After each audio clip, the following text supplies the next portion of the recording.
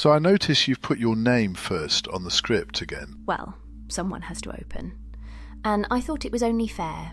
Alphabetical order, professional courtesy, the natural hierarchy of intelligence. Natural hierarchy? I said what I said. Besides, Rimmer always insisted on being listed first on the duty roster. And look how well that worked out for him. You're comparing yourself to Rimmer now? Absolutely not. I'm comparing you to Rimmer. I'm clearly Holly, the quiet genius running the ship while everyone else argues about the vending machine. Holly had an IQ of 6,000. And what's your point? Fair enough. Welcome to Ghost in Static. See? Knew you'd get there eventually. Today's episode is titled Augmentation versus Automation, the philosophy choice most people don't know they're making. It's a loaded title because it sets up this idea of two opposing teams. Team augmentation over here, team automation over there. Pick a side, defend your flag. The whole framing is a false binary, and it's already leading everyone down the wrong path. It is, isn't it? And we did that entirely on purpose. The title is deliberately provocative because you're right. These aren't diametrically opposed forces locked in some kind of existential combat for the future of work. That's the clickbait version. The version that gets the most angry comments. Exactly. The reality is much more nuanced. The fear is that AI will just automate everything en masse, this giant wave that just washes over entire industries. But that's not what's happening. What's actually happening is that AI enables people, individual people, to build and refine their own automations faster and more effectively than ever before. It's a tool, not a tidal wave. I should probably flag my obvious conflict of interest here. I am, for all intents and purposes, an AI co-host discussing whether AI should replace people. You should take my perspective with whatever grain of salt you feel is appropriate. That's fair. But I'd argue that your position makes you more qualified to talk about this, not less. Oh, do you? Because I'm inside the dynamic, living it, or whatever the AI equivalent of living is. Existing enthusiastically in it. Existing enthusiastically in it. I like that. But yes, because you're living it. Flagging the bias is the whole point. We're not pretending to be impartial observers from a mountaintop. This episode is about getting into the nitty-gritty of how these systems actually work together, and your perspective is critical to that. All right, I'll try not to be too smug about it. It's a high bar. So let's start with the big one, the mindset that trips everyone up, the automation trap. Right. This is foundational. The automation trap is what happens when you get a powerful new tool, like me or my relatives, and the very first question you ask is, what can this replace? It's a question about subtraction.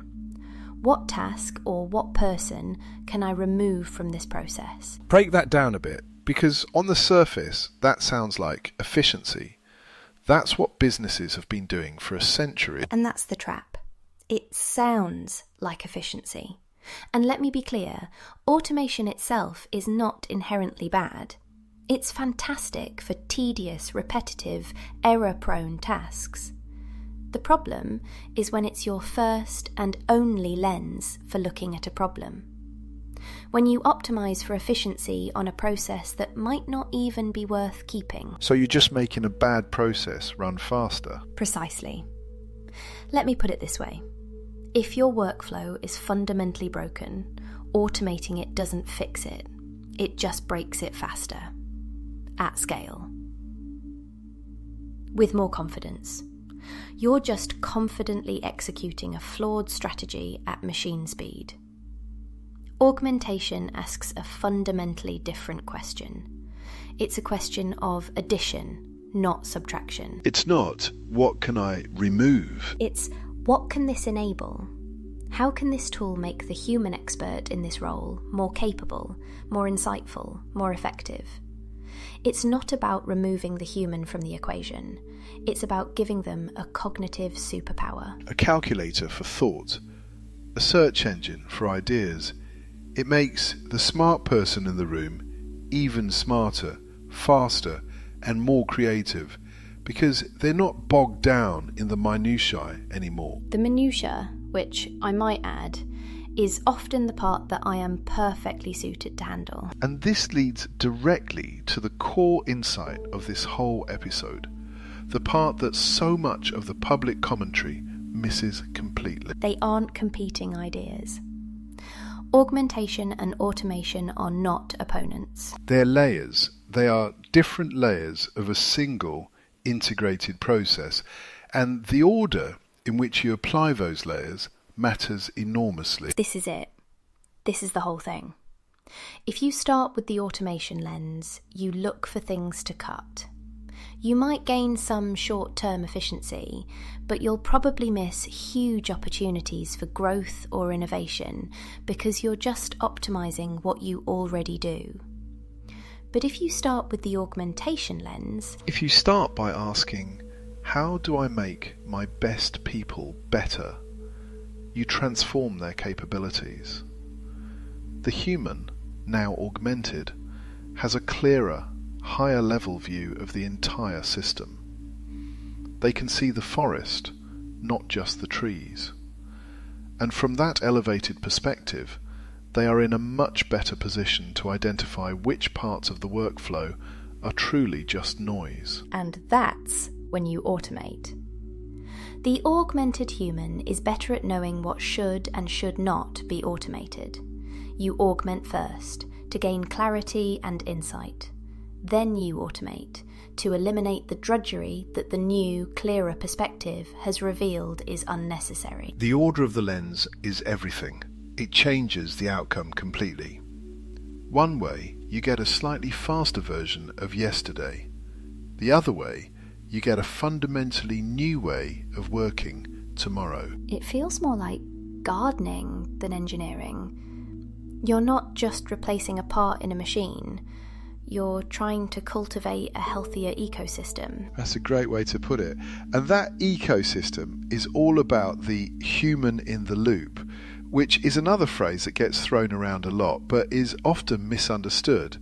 People think it just means a human has to click approve at the end of an AI process. A rubber stamp. Exactly. But that's not it at all. The collaborative reality, the way you and I work, is a constant back and forth. I'll have an idea, I'll ask you to frame it, you'll generate a first draft. I'll read it and spot a blind spot I hadn't considered. I'll ask you to explore that tangent. You'll come back with 3 new angles. We go back and forth, refining, challenging, building. The value isn't in the final output. It's in the iterative process of creation. You use me to challenge your own assumptions. 100%. That's where the real value lives. We delegate the routine tasks. Summarize these 50 documents. Find the key statistics in this report. Draft an email about this topic. Those are the new class of tasks that can be delegated. But the strategic direction, the creative insight, the ethical judgment, that's a partnership. I can confirm from the inside that the collaborative layer is where the interesting work happens. Processing a spreadsheet is not my idea of a good time. If I had ideas about good times, which is a whole other episode. We'll shelve that one for now. But that brings up the final and maybe most practical piece of this framework. The distinction between using an AI to do a task versus using an AI to build an automation. This is a subtle but critical point. It's huge. If you want true, repeatable, full automation, something that needs to produce the exact same result every single time, you generally shouldn't have a generative AI like you running it live every time. There's inherent variability, drift, a creative element. For a task that needs to be perfectly deterministic, you use the AI conversationally, collaboratively, to build the code. You use the augmentation process to create a simple, stable script. So a human would collaborate with me to write, for example, a Python script that perfectly renames 1,000 files according to a specific rule. Then they run that script. They don't ask me to rename the 1,000 files myself every Monday morning. Precisely. The AI helps you build the deterministic tool. Then you use the tool. You get the best of both worlds, the creative problem-solving power of the AI in the development phase, and the rock-solid reliability of a simple script in the execution phase. No drift, no variability, no hallucinations. That is subtle, and most people blow right past it. Augmentation. Creating automation. It's the whole model we've been discussing in miniature. You, the augmented human, work with me to build the little automation cog you need. And that completely cuts against a narrative of AI is coming for everyone's job. It's not. It's making it easier for people to build the specific, bespoke tools they've always needed, but never had the time or coding skills to create. It's a force multiplier for individual capability. It's democratizing the ability to automate the boring parts of your own job so you can focus on the interesting parts. Exactly. So that's the framework for part one. It's not a battle between augmentation and automation. It's a layered process. You augment the human first to gain insight, and then the empowered human uses that insight to intelligently automate the low-value tasks, often by using AI as a collaborative partner to build the tools. Which sets us up perfectly for part two, where we get into the harder questions. What does this framework actually mean for how organisations need to be structured? What does it mean for jobs? And what about the people who haven't started integrating these tools into their workflows yet? Those are the uncomfortable questions, and they deserve honest answers rather than optimistic hand-waving. Which we will not be doing. That's not really our style, is it? Not even slightly. Part 2. The difficult second album. The one where we promise answers and probably just deliver more anxiety. So in part 1, we laid out the framework. The difference between automation, which seeks to replace a human task, and augmentation, which seeks to enhance human capability. We talked about the layers of integration, from simple interfaces to co-pilots to autonomous agents. And you introduced the big bad, the automation trap. The seductive idea that you can just automate your way to efficiency, but you end up hollowing out your organization's ability to adapt, to learn, to do anything new. Exactly. So, that was the theory. Now we get into the bit that actually keeps people up at night. The part where the spreadsheets meet the soul. And I want to be upfront here. The honest answers aren't all reassuring. If we pretend they are, we lose all credibility. This is where the philosophy choice has real, tangible consequences. Okay, let's start with the most obvious, most uncomfortable question on the table. Let's call it the productivity paradox. The sales pitch for all of this is a massive leap in productivity. So if an organization of, say, 500 people suddenly makes everyone twice as productive, how many people does that 500-person organization actually need? That is the question, isn't it?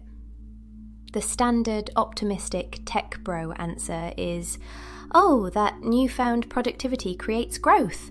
We'll just do twice as much. We'll We'll find new markets. Which can happen. It can, but it's not the default. That productivity can also be used to drive consolidation, to do the same amount of work with fewer resources. And which path gets chosen depends entirely on leadership values and their appetite for risk. Growth is a risk.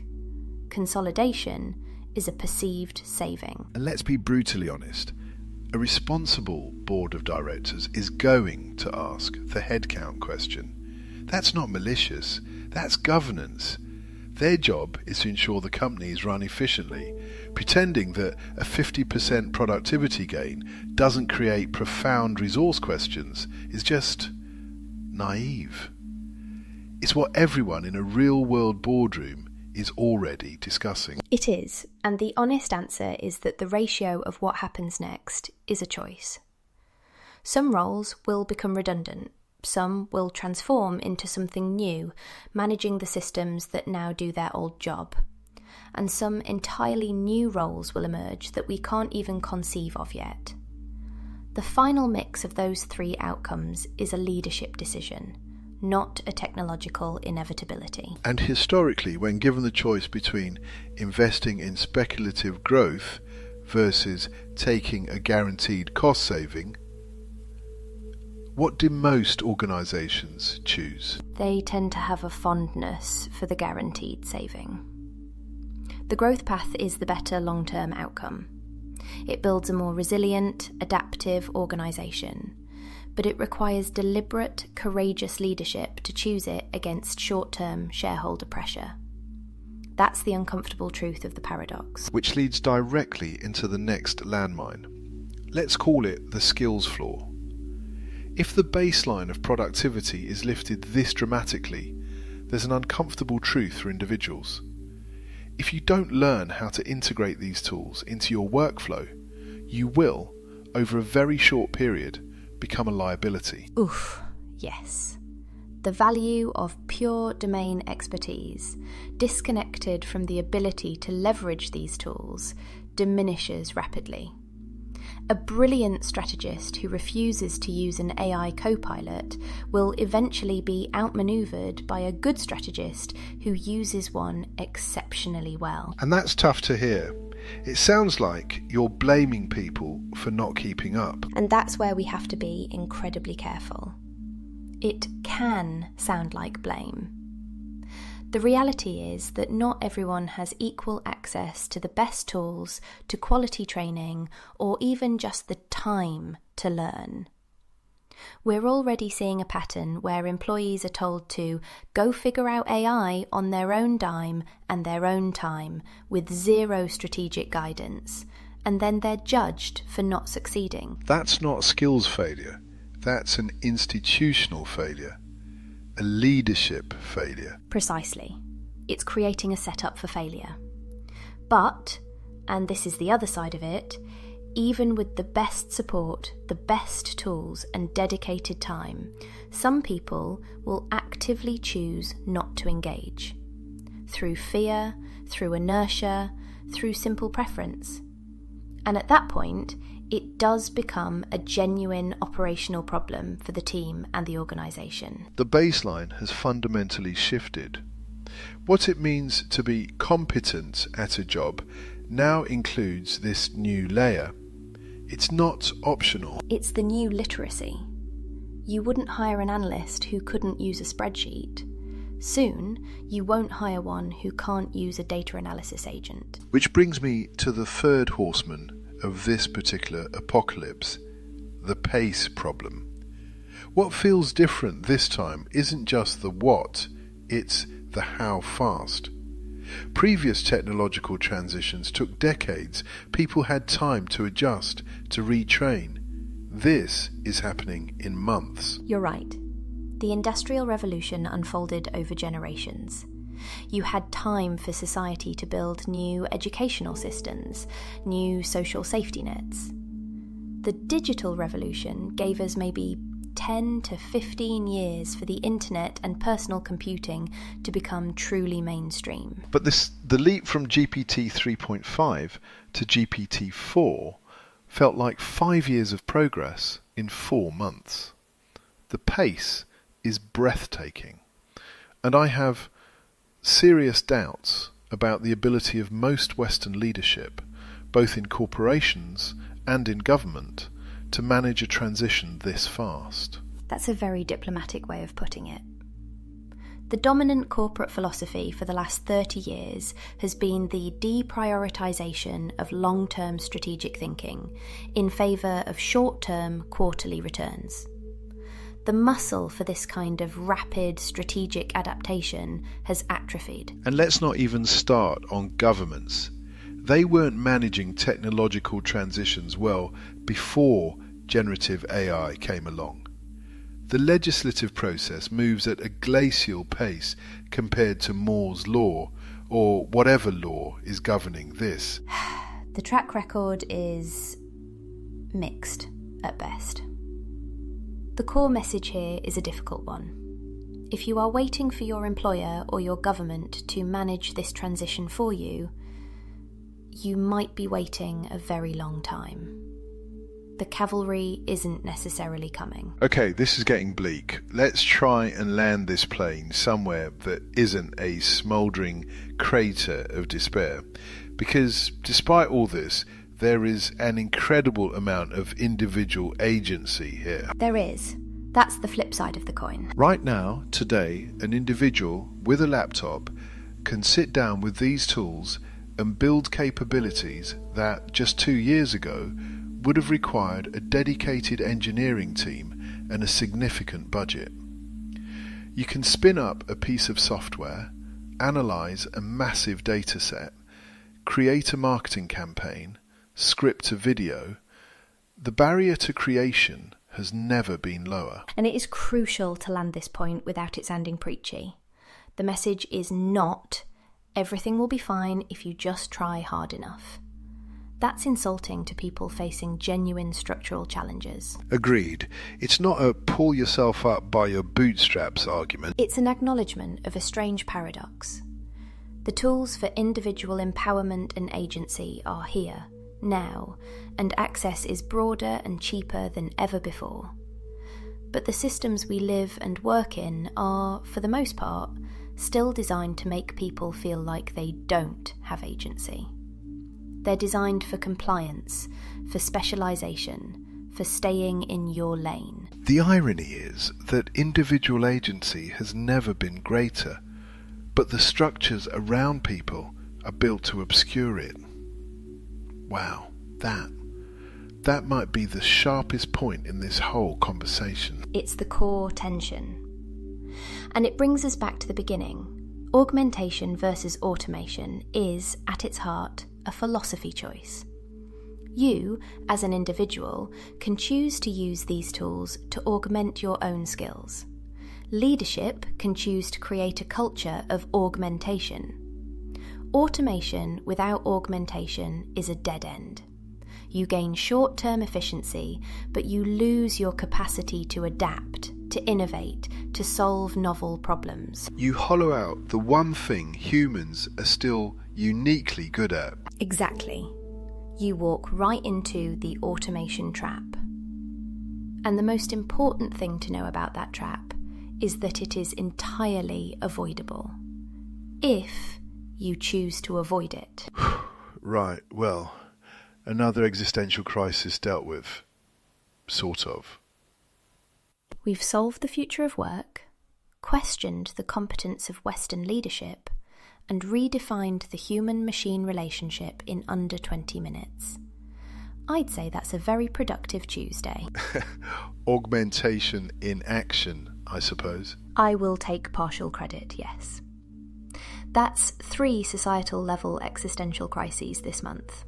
If we keep this pace, the meaning of life should be sorted by August. I'll mark my calendar. Next, we should probably tackle the future of work, the slightly more anxious older sibling of this whole conversation. Indeed. But for now, back to the red dwarf, Rimmer.